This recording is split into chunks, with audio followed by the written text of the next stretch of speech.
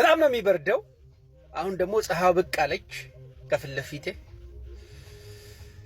እና እያየው ስለነበረ የሆነ ነገር ለማለት ፈለግኩ። እቺን ቪዲዮዬን ለቀነኒ አባት እንዲደርስልኝ ነው።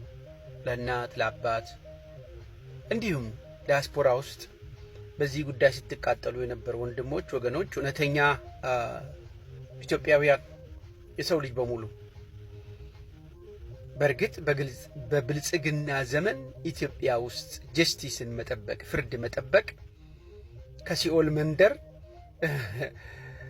ፍርድ እንደመለመን ነው የሚቆጠረው እና ለቀነኒ አባት 2 ጊዜ ነው የገደሉት ልጄን ብሏል።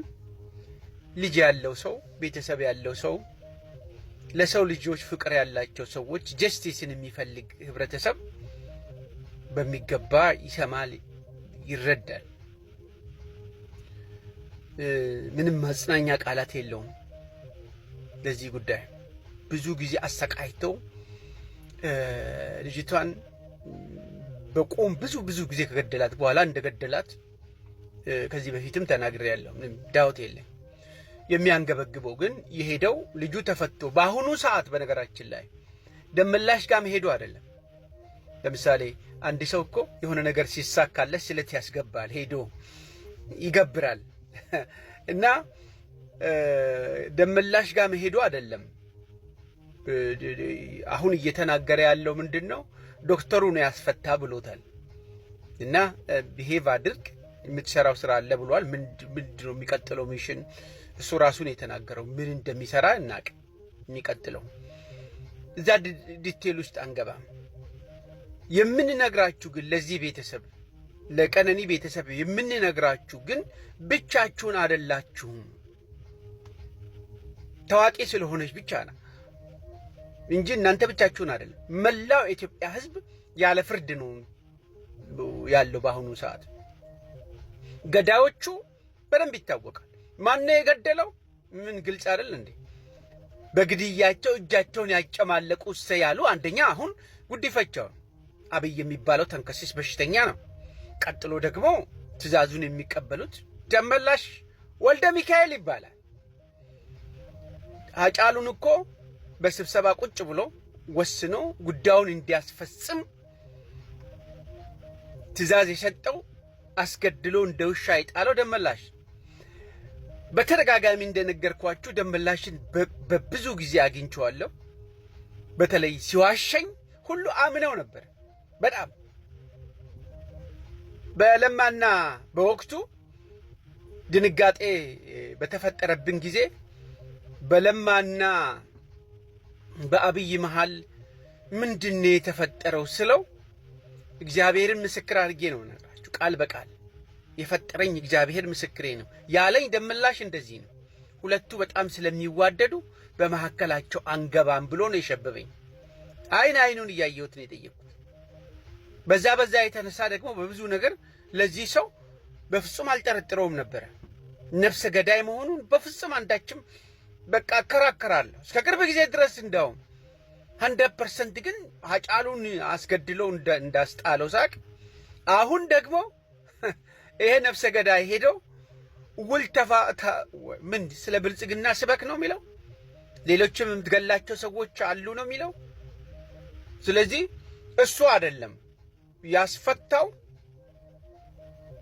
1 ሚሊዮን ህዝብ አስገድለው እየሳኩ ነው የሚለው በሽተኛው ነው።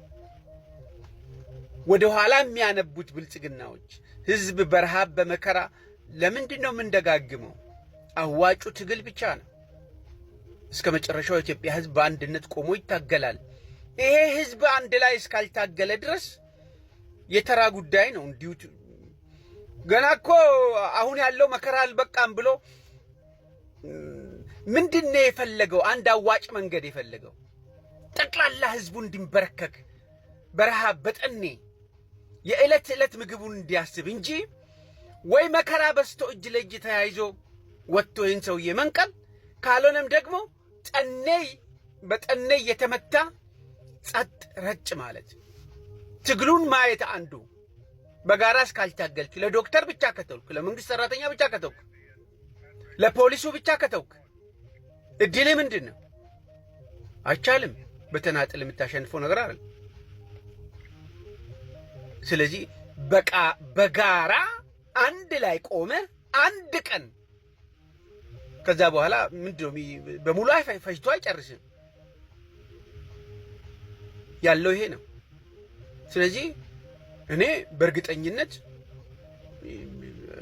ይህንን ነገር ከኛ በላይ የሚቆጭ ከኛ በላይ ስለ ሰው ልጅ የሞተው ከኛ በላይ ዋጋ የከፈለው እሱ የፈጠረን ደግሞ ከሁሉ በላይ እሱ ይበቀላል።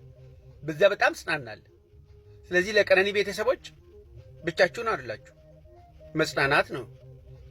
ለሀገር ነው የመጣው። ስንት እናቶች አልቅሷል። በሚሊዮን የሚቆጠር ህዝብ ተፈጅቷል። ያናድዳል። አዎ በድጋሚ ሞታለች በሰማችሁት ቁጥር። ግን ይሄ ነፍሰ ገዳይ ደግሞ እውነት ቀን ሲመጣ የትም አባቱ አመልጥ። በምድርም ፍርዱን ያገኛል፣ በሰማይም ያገኛል። በዚህ በጣም እርግጠኛ ነኝ። በዚህ ነው ምጽናናው።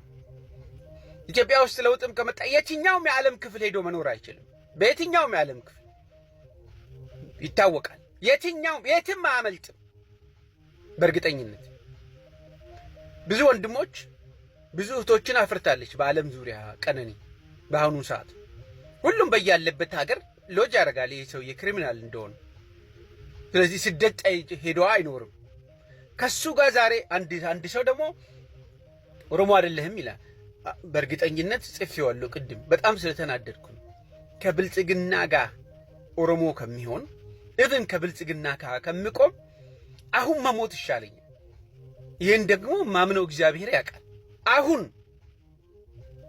በረሃብም በሆነ ነገርም የመጨረሻ ሰዓት ብትመጣ ሞት ነው የምመርጠው። ምክንያቱም ሞት ማለት እኮ አንዳንድ ጊዜ እንደምታውቁት ነው እንዴ። በራሱ ጊዜ ከመጣ ሞት ምንድን ነው? የጊዜ ጉዳይ ታይሚንግ እኮ ነው ወደዚህ የቀረበው እንጂ የምትሄድበት ምንድን ነው? ሁሉም ሰው ይሞት የለ እንዴ? ታይሚንግ ነው ሞት ማለት። ጀስት ኦንሊ ታይሚንግ ነው ልዩነቱ። እነዚህም ሰዎች ያልቃሉ፣ ይሄዳሉ። ሰው ሲሞት የምናዝነው ታይሚንጉ አይደለም እያልን ካልሆነ በስተቀር አንተስ መሞት ወይ አንቺ መሞትሽ ይቀራል እንዴ? ግፍ ሰርተህ ስትሞት ግን የሚጠብቅህ ራስን በራስህ ካልፈጠርክ በስተቀር እኔ ለመኖር አንዳች ድርሻ የለኝም በራሴ ላይ። ምንም ኮንትሪቢዩት ያደረግኩት ነገር የለም ለመፈጠሬ ለመኖሬ። ምንም በአካሌ ላይም በምኔ ላይ ምን ለመፈጠሬ ኤግዚስት ለማድረግ የፈጠረኝ እሱ ብዬ ነው ማምነው። ያ ከሆነ የተራ ጉዳይ እንሄዳለን። ጽናቱን ይስጣችሁ ምለው ለዚህ ነው።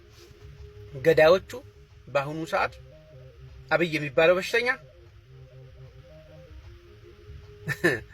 አሁን ደግሞ ሄዶ የሚገበርለት የፖሊስ ኮሚሽነሩ በዋነኝነት ዶክተሮቹ፣ አቃቢ ህጉ ክስ እንዳይመሰርት ሁሉንም ያስቆመው እነዚህ ሰዎች ናቸው። ልጁ ፊዚካሊ ፈጸመ።